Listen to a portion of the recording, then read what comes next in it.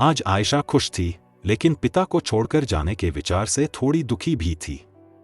आज ही उसकी शादी फैजान से हुई थी। शादी सादगी से हुई, जिसमें सिर्फ 4 लोग थे। आयशा के पिता, उसकी बहन स्वाति, रुखसार का पति और आयशा का चचेरा भाई रवि। फैजान के पिता नहीं थे और उसकी मां ने शादी की इजाजत नहीं दी थी। फैजान के परिवार में और कोई जीवित नहीं था, इसलिए उसकी तरफ से शादी में कोई शामिल नहीं हुआ। दोपहर 4 बजे की बस पकड़कर फैजान और आयशा को उसी दिन फैजान के घर पहुंचना था, क्योंकि फैजान को छुट्टी नहीं मिल सकती थी। तुम चिंता मत करो, मां जितनी गुस्से वाली है उतनी ही प्यारी भी है, फैजान ने आयशा को समझाया। बस ने गांव छोड़ दिया और 5 घंटे की यात्रा के बाद वे चिपलून से 20 किलोमीटर दूर पालघर गांव के बाहर एक पुराने और बड़े हवेली जैसे घर के सामने उतरे। अंधेरा हो चुका था और घर की बत्तियां बंद थी। मां सो गई होगी, उसे जल्दी सोने की आदत है। यहां अक्सर लाइट चली जाती है। रुको, मैं मोमबत्ती लाता हूं, फैजान ने आयशा को घर के अंदर लाते हुए कहा। उसने मोबाइल की लाइट जलाई। आयशा थोड़ी घबराई हुई थी। फैजान ने एक कमरे से मोमबत्ती लाकर जलाई। मोमबत्ती की हल्की रोशनी में आयशा ने घर का मुआयना किया। चलो, मैं तुम्हें हमारा कमरा दिखाता हूं, फैजान ने कहा। वे दोनों पहले माले पर पहुंचे। यह सामने वाला कमरा मां का है। दूसरे माले पर 2 कमरे हैं, जिनमें से एक स्टोर रूम है और दूसरा बंद है। ऊपर छत है, फैजान ने बताया। आयशा बस हम और हां में जवाब दे रही थी। वे अपने कमरे में पहुंचे। आयशा ने अपना पर्स टेबल पर रखा और बिस्तर पर बैठ गई। तभी पड़ोसी कमरे से आवाज आई, फैजान आया। मां, फैजान ने जवाब दिया। मां बुला रही है, कहकर फैजान कमरे से बाहर चला गया। आयशा भी तैयार होकर आई। उसने मोमबत्ती की रोशनी में घड़ी देखी, रात के 10 बज चुके थे। उसने कपड़े बदले और बिस्तर पर लेटने ही वाली थी कि दरवाजे पर दस्तक हुई। बहू, बहू, क्या मैं अंदर आ सकती हूं? एक बुजुर्ग आवाज आई। हां, आइए, आयशा ने कहा। नौवारी साड़ी पहने एक बुजुर्ग महिला कमरे में आई। मोमबत्ती की रोशनी में आयशा उसका चेहरा साफ नहीं देख पाई, क्योंकि उसके सिर पर पल्लू था। फैजान ने पहले ही बताया था कि उसकी मां पुराने रीति रिवाजों को मानती है। जो हो गया सो हो गया। मैंने अपना गुस्सा भुला दिया है। अब मेरे दिल में कुछ नहीं है। तुम भी कुछ मत सोचना। खुशहाल जिंदगी जीना। मेरा फैजान तो हीरा है। अब आराम करो, सासू मां ने कहा। आयशा उसके पैर छूने के लिए झुकी, लेकिन वह तेजी से बाहर निकल गई। सासू मां तो बड़ी प्यारी हैं, आयशा ने खुद से कहा। 15 मिनट बाद फैजान कमरे में लौटा। क्या हुआ? मां से बात हो गई? मैंने कहा था ना, मां ज्यादा देर तक गुस्सा नहीं रह सकती, फैजान ने कहा। चलो, अब सोते हैं, मुझे कल काम पर जाना है, फैजान ने कहा और बिस्तर पर लेट गया। थकान की वजह से आयशा को देर से उठना हुआ। उसने देखा कि फैजान बगल में नहीं था। वहां एक चिट्ठी रखी थी। मैं काम पर जा रहा हूं, तुम उठकर खाना बना लेना।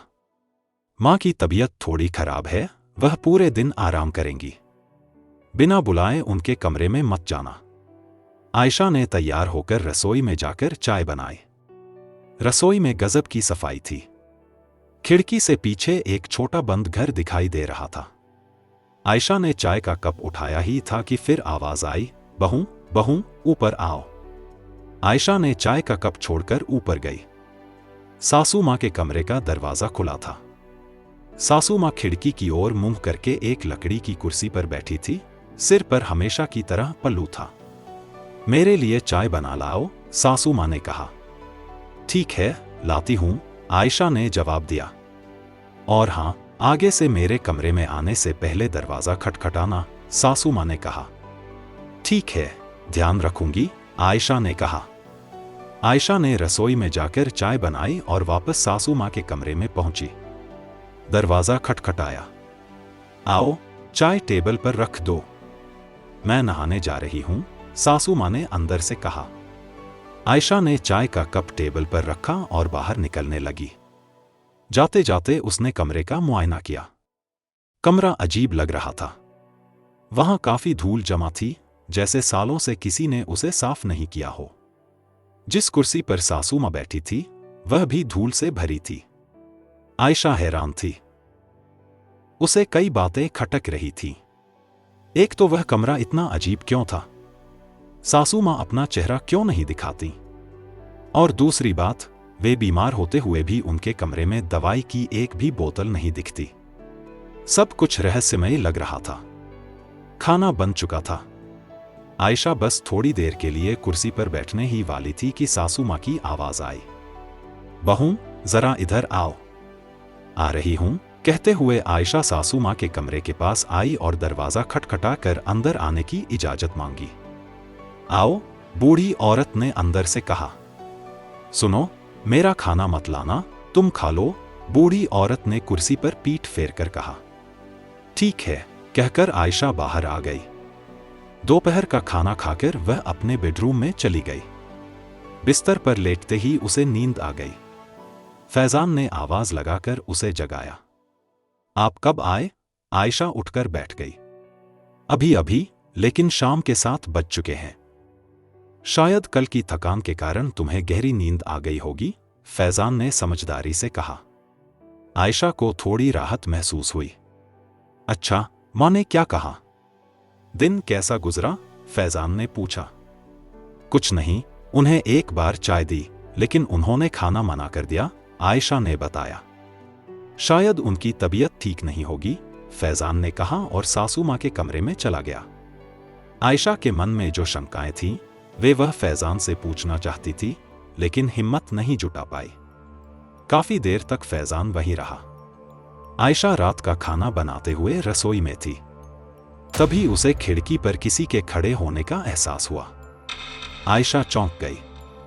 वह थोड़ा पीछे हटी और खिड़की के बाहर ध्यान से देखा। बाहर अंधेरा था, चेहरा साफ नहीं दिख रहा था, लेकिन वह एक औरत थी जिसकी आंखें अंधेरे में चमक रही थी। उसके बाल खुले हुए थे। कुछ सेकंड तक उनकी नजरें मिली, फिर वह औरत अंधेरे में गायब हो गई। आयशा डर गई। खाना तैयार है? फैजान की आवाज आई। हां, आयशा ने जवाब दिया। कुछ ही देर में फैजान नीचे आया। मां का और मेरा खाना लगाओ, मैं ले जाकर दे दूं। तुम आराम से खा लो, उसने कहा। फैजान खाना लेकर गया, लेकिन घंटे भर तक वापस नहीं आया। आयशा ने खाना खाकर बर्तन वैसे ही छोड़ दिए और अपने कमरे में चली गई। उसने देखा, फैजान कब का सो चुका था। दोपहर में सो लेने की वजह से आयशा को नींद नहीं आ रही थी। वह चुपचाप बिस्तर पर लेटी रही। तभी उसे महसूस हुआ कि दरवाजे के बाहर कोई खड़ा है। वह धीरे से बिस्तर से उठी और झट से दरवाजा खोला। दरवाजे के सामने कोई नहीं था। उसने बाहर झांका। एक खुली बालों वाली औरत सीढ़ियों से ऊपर जा रही थी। वह सासू मां नहीं हो सकती थी, क्योंकि वह औरत जवान थी। आयशा दबे पांव उसके पीछे पीछे चलने लगी। वह दूसरी मंजिल की स्टोर रूम के सामने जाकर रुकी और अंदर चली गई। आयशा भी उसके पीछे पीछे चली गई। कमरे में अंधेरा था, कुछ भी दिखाई नहीं दे रहा था। अचानक कमरे की लाइट जल बुझने लगी। उस झपकती रोशनी में आयशा ने एक भयानक दृश्य देखा। पंखे से लटकी हुई एक लाश झूल रही थी। वह उसी औरत की लाश थी जो कुछ पल पहले उस कमरे में गई थी। आयशा की चीख निकल गई।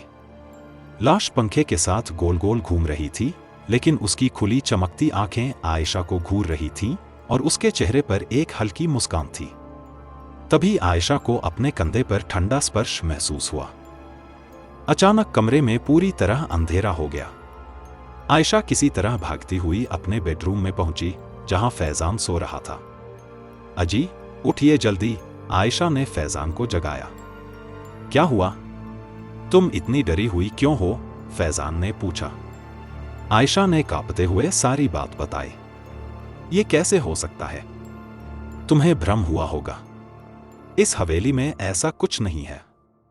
तुम शांत हो जाओ और सो जाओ, फैजान ने उसे समझाने की कोशिश की। नहीं, मुझे कोई भ्रम नहीं हुआ। मैं जाग रही थी। ऊपर वाले स्टोर रूम में चलिए मेरे साथ, आयशा ने रोते हुए कहा।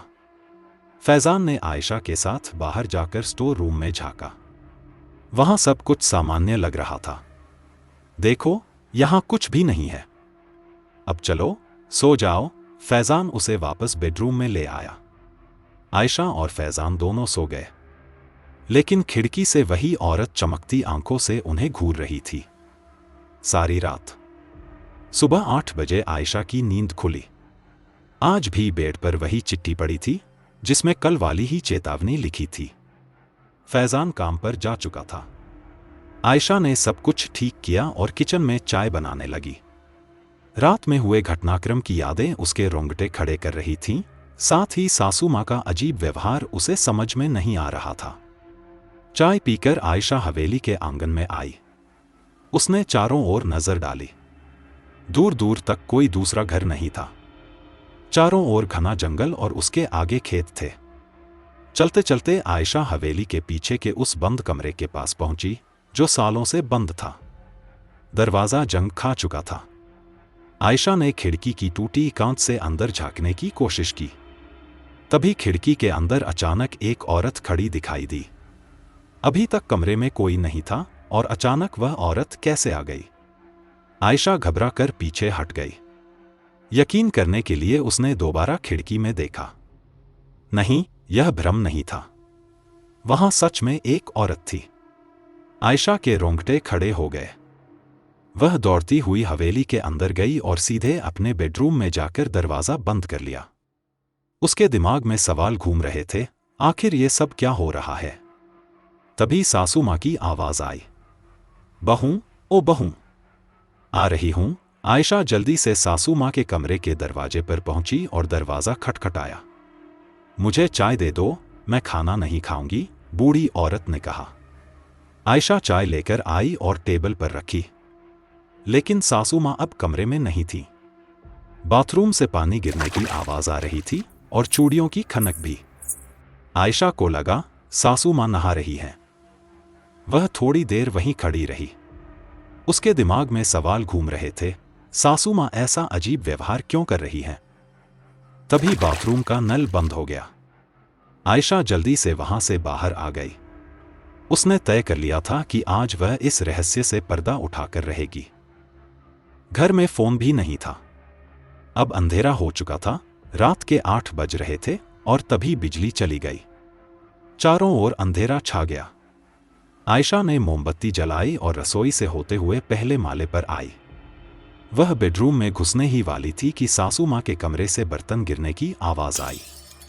सास कितनी भी बुरी क्यों न हो, कहीं अंधेरे में गिर गई तो फैजान के आने पर बहुत सुनाएगा। यही सोचकर आयशा मोमबत्ती लेकर सीधे सासू माँ के कमरे में चली गई, बिना दरवाजा खटखटाए। अंधेरे में सासू माँ गिरे हुए पानी के बर्तन को ढूंढ रही थी। जैसे ही मोमबत्ती की रोशनी उसके चेहरे पर पड़ी, आयशा का दिमाग सुन्न हो गया, क्योंकि वह बूढ़ी औरत कोई और नहीं बल्कि फैजान ही था। उसने नौवारी साड़ी पहनी थी, माथे पर बड़ा सा सिंदूर लगाया था और चेहरे पर औरतों जैसी भाव भंगिमा थी। आयशा के मुंह से शब्द ही नहीं निकल रहे थे, राजन, आप? लेकिन क्यों? राजन महिला के वेश में ऐसे खड़ा था जैसे कुछ हुआ ही नहीं। वह विकृत हंसी हंस रहा था और उसने आयशा के पीछे कमरे के कोने की ओर देखा। आयशा ने वहां मोमबत्ती की रोशनी डाली और उसकी सांसें थम गईं। कोने में एक मरी हुई बूढ़ी औरत खड़ी थी। पूरी तरह सफेद, झुर्रियों से भरी त्वचा, धंसी हुई आंखें, नौवारी साड़ी पहने हुए, सफेद खुले बाल। उसके चेहरे पर भी एक भयानक मुस्कान थी। आयशा का शरीर कांपने लगा। डर के मारे वह कमरे से बाहर भागी। अंधेरे में दौड़ते हुए वह दूसरे माले पर एक पुराने स्टोर रूम में घुस गई और अंदर से दरवाजा बंद कर लिया। वह दीवार से टिक कर बैठ गई। उसका दिल जोर जोर से धड़क रहा था। तभी कमरे की लाइट जल बुझने लगी। उस झपकती हुई रोशनी में आयशा ने बगल में देखा तो उसकी रूह कांप गई। एक महिला, बाल खुले हुए, उसके बगल में बैठी थी। उसका चेहरा बालों के पीछे छिपा था।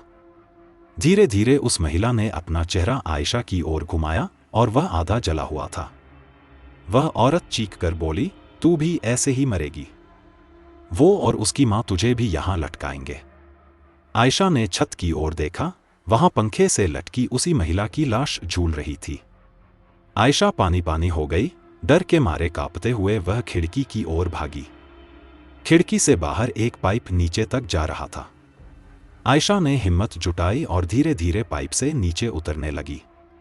जैसे ही वह हवेली के पीछे उतरी, वह दौड़कर मुख्य गेट की ओर भागी।